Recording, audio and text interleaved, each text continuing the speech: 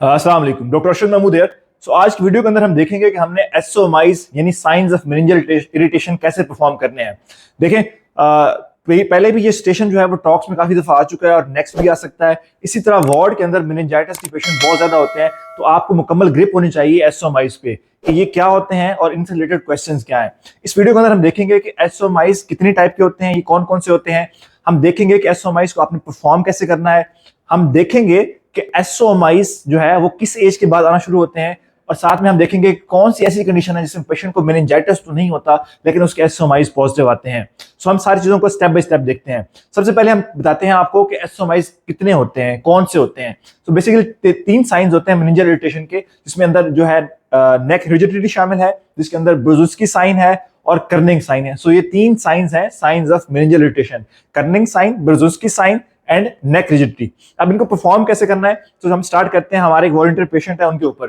तो सबसे पहला हमारा साइन है वो है नेक रिजिडिटी। इसका परफॉर्म कैसे करना है, इसके लिए पेशेंट आपका सुपाइन होना चाहिए। जैसा कि हमारा पेशेंट सुपाइन पोजीशन के अंदर लेटा हुआ है, आपने क्या करना है, आपने सुपाइन पोजीशन में पेशेंट की जो नेक है उसको पैसिवली यानी पैसिवली आपने फ्लेक्स करना है, खुद से फ्लेक्स करना है। जब आप नेक्स्ट फ्लेक्स करेंगे तो आपने देखना है कि क्या पेशेंट उसको प्रॉपर्ली फ्लेक्स करने दे रहा है या नहीं दे रहा। अगर तो पेशेंट को नेक रिजिडिटी होगी तो उसकी फ्लेक्शन जो है पैसिव फ्लेक्शन पे पेशेंट रेजिस्ट करेगा। सो मैं परफॉर्म करता हूं, हमारा पेशेंट सुपाइन पोजीशन में है। बेटा आपने गर्दन बिल्कुल ढीली छोड़ देनी है, ठीक है। यहाँ गर्दन बिल्कुल, तो आपने फ्लेक्स किया और हमारे पेशेंट के अंदर कोई रेजिस्टेंस नहीं है। सो इसका नेक रिजिडिटी वाला साइन जो है वो नेगेटिव है। सेकंड हमारा साइन होता है बुर्जुस्की साइन, ठीक है। बुर्जुस्की साइन में हम क्या करते हैं कि पेशेंट की पोजीशन अगेन हमारी स्पाइन होती है और हम पेशेंट की नेक को फ्लेक्स करते हैं, लेकिन इस दफा हम देखते हैं पेशेंट की लेग्स के ऊपर। हम देखते हैं कि पेशेंट की जो लेग्स हैं, क्योंकि इस साइन में जैसे आप नेक को फ्लेक्स करते हैं तो आपके पेशेंट की जो लेग्स हैं वो ऑटोमेटिक फ्लेक्स होती हैं on the hip joint and on the knee joint. So इसमें हम पेशेंट को कमांड अगेन वही करेंगे कि पेशेंट हमारा स्पाइन होगा और हम पैसिवली उसकी नेक को फ्लेक्स करेंगे। जब नेक को फ्लेक्स करेंगे तो ऑटोमेटिकली हम देखेंगे पेशेंट की लेग्स के ऊपर।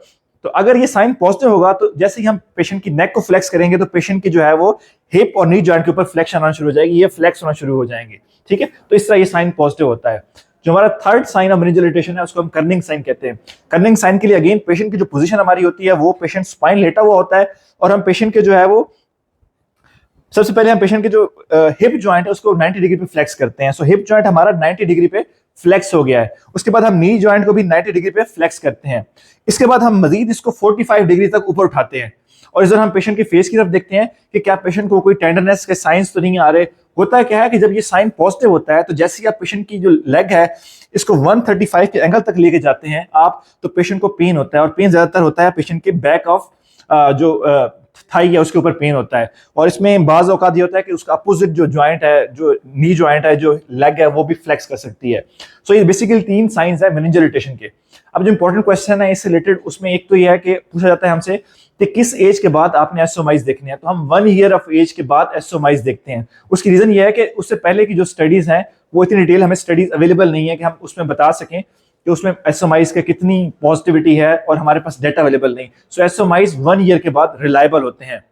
फिर एक क्वेश्चन होता है कि किस पेशेंट के अंदर अगर मेनिंजाइटिस नहीं है तो उसके अंदर भी एसओमाइज पॉजिटिव आ सकते हैं। तो जी हाँ, पॉजिटिव आ सकते हैं। उस कंडीशन को हम कहते हैं मेनिंजिस्मस। सो मेनिंजिस्मस में विदाउट सीरियस इन्फेक्शन या विदाउट मेनिंजाइटिस उसके जो है science of meningeal irritation positive आते हैं। इसकी 2 इंपॉर्टेंट रीजन है। एक तो है टाइफाइड फीवर।